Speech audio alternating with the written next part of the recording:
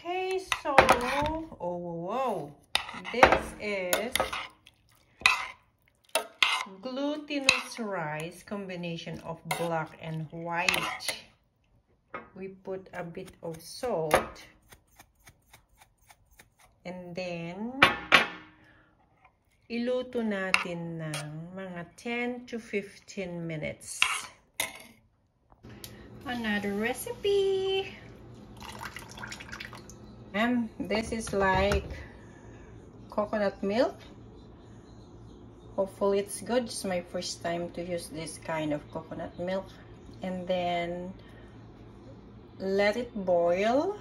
Maging malapot na malapot. And then we will add the brown sugar.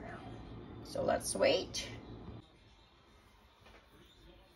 Okay, so kumulo na. Almost nag-overflow. Lagyan lang ng kunting sugar. 3 spoon or maybe 3/4 or 1/2 yan. 1/2 na sugar. Alam niyo, nung bata kami, naalala kong nanay ko parating nagluluto ng inkiwar. Hindi ko alam na ang Tagalog pala ng inkiwar ay halo-halo. Or halo-haloin. Kunting asin.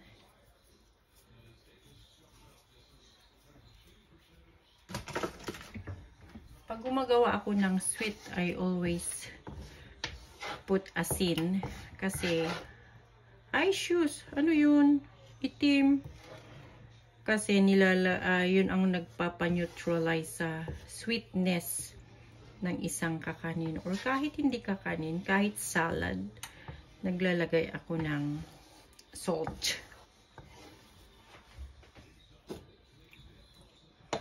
And then,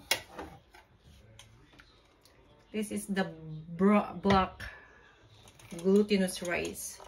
Dinagdagan ko ng white. Ihalo lang yan doon.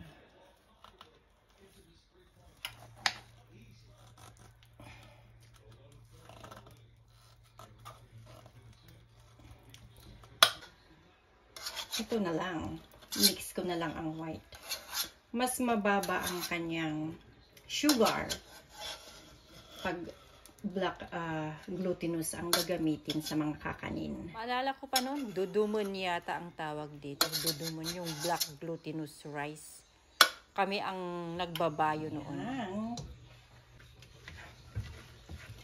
Ihalo-halo lang. Kasi luto naman na yung rice. Ihalo lang hanggang maluto. Paano maluto? Malalaman natin. May technique ang nanay ko noon. Yun ang itinuro niya na hindi ko makalimutan. So sabi niya, kiwar ka nga kiwar. Sige, kiwaram hanggang nga maluto. Ento nung maluto, haanton nga matinagan. Sabi niya, sige, haluin mo nang haluin hanggang siya'y maluto. Paano mo malalaman na maluto? Pag hindi na siya mahuhulog ang iyong kinikiwar.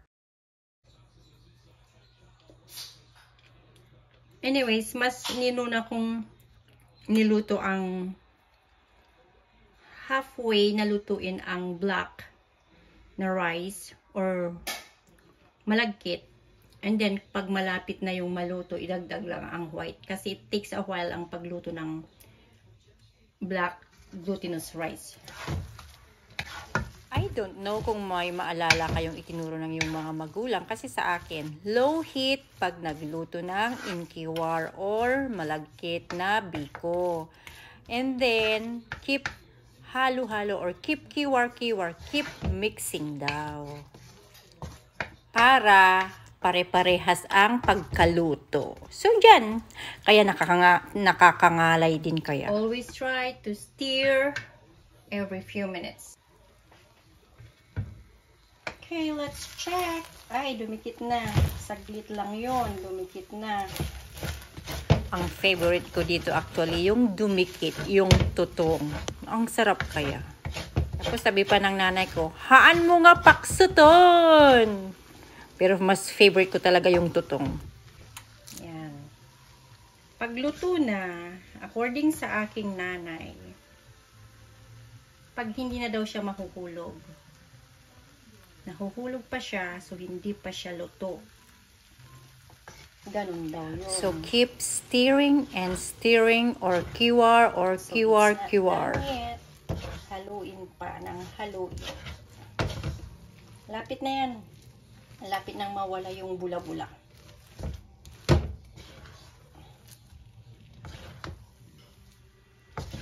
Ang tawag dito is mekos-mekos or in Ilocano, in kiwar. Kasi halo ka ng halo. Kiwar ka nga, kiwar. Kiwar. Nakakapagod kaya, nakakangalay mag-kiwar. And this one, kunti lang yung gata, kunti ang asukal. Dahil ang glutinous rice actually ay mataas na ang sugar. Kaya, and it's not perfect. Yun lang yung snack na pag nagluluto ako talaga kulang sa asukal. Few more minutes.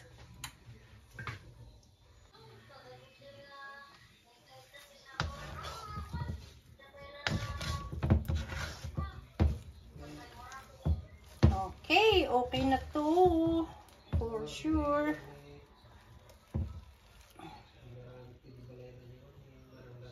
Yan. Okay na siya. Hindi na siya nahuhulog. I tried it. Masarap. Thank you again for watching and see you next time.